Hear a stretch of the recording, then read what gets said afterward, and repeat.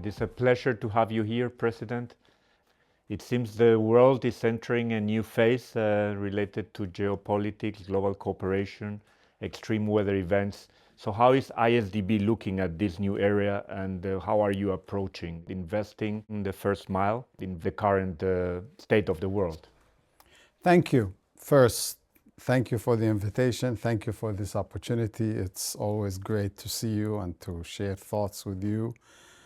Actually, I like talking about this first mile because those of us, especially I was in the telecom, and then, that last mile, getting that connection to the house. So it's very nice to think in reverse. And I think it is very apt for agriculture, because if we are serious about development, we have to start with agriculture.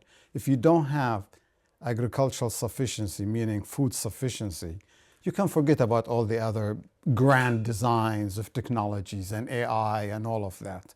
And it seems that a lot of us, practitioners in development, are realizing that we need to rethink some of our priorities, not to eliminate necessarily any of them, but really to reprioritize and do the right things first in order to ensure that the last things will truly happen. So agriculture has always been very important, but now we're looking at it in a different light also.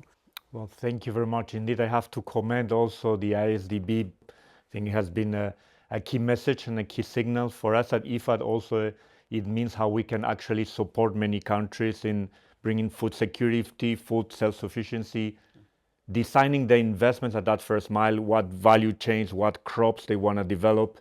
And I think it's important also because actually rural poverty and rural hunger starts at that first mile.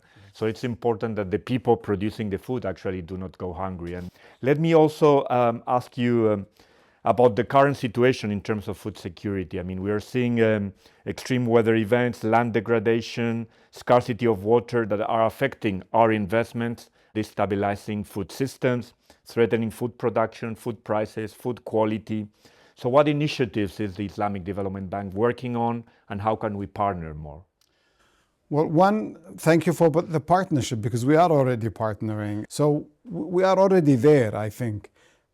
It is how do we scale up what we are doing, because the needs are rising and we don't know now how, really how developments in the global scene are going to look like in terms of the availability of resources that are needed.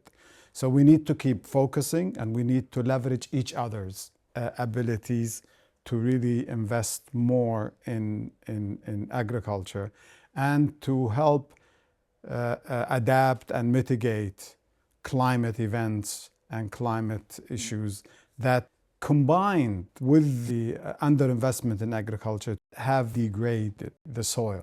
So for example, we have started going through the value chain of the cassava. So now I think the African nations are moving into that and taking advantage of their own native products that they are much used to, their soils and their climate. So I think there is no shortage of what we can do together.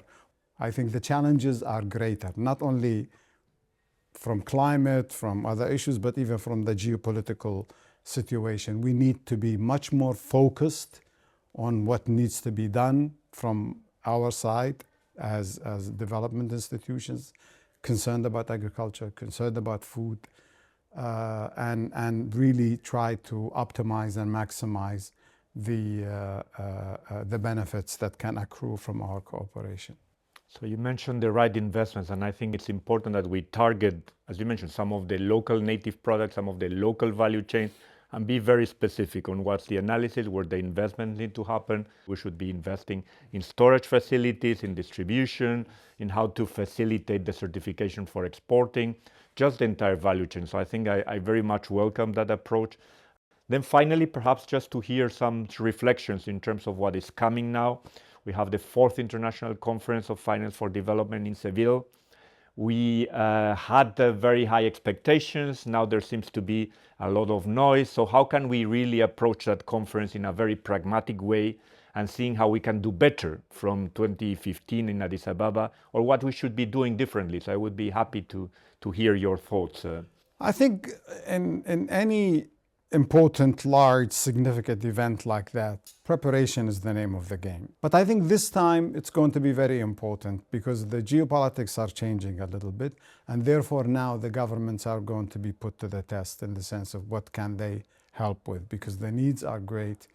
Even if it's a member state document, a member state driven conference, it's very clear that unless we also have the private sector and other financial institutions willing to really have pragmatic solutions, it will be just a document. So I agree that we have to be this time very specific, very targeted, perhaps less idealistic, but really trying to make things happen after the conference, and then tracking it, because it's important, as you said, the right investments, but then making sure that they are measured, that they are tracked, and that we see who's accountable, whether we were achieving, not where there was progress, what were the gaps. We have not achieved what we wanted, but at least we know what's the trajectory and what should we be doing. So it would be great that we achieve the same for Seville. I sure hope so, and I look forward to that. And I think we have many things in common, but one thing special in common, because the Islamic Development Bank was the idea of, God bless his soul, King Faisal. And also this institution, King Faisal was very instrumental at its initiation. These two institutions should be at the forefront of collaboration and providing some good ideas and leveraging their own abilities and skills in an area that is very, very sensitive now. I think when we look at Africa, 600 million people are going to need food. This is something that the world should not tolerate. And therefore, institutions like ours should really focus on that in a special way and try to share that responsibility with other MDBs. Yeah, we're looking forward actually to discuss with the MDBs. We're trying to see how to convene and talk about food systems and agriculture. So your support will be there, very welcome. And as you said, the Gulf countries have been the founding members of IFAD, was during a food crisis. And if you look at the articles of agreement of IFAD, actually what they were looking for is investments in that first mile, small-scale producers, fisher folk. Everything is there with different names where you talk about extreme weather events, climate, everything was already there. The challenges were there, so the mission is very clear. And I think we can very much continue partnering on it. We can and we should. And we will. And we will. You have friends at the Islamic Development Bank, friends in commitment, friends in sharing knowledge, friends in joining hands to finance important projects that will enhance development in our constituencies. Thank you, President. Thank you very much. Pleasure to having you. Thank you. Appreciate it.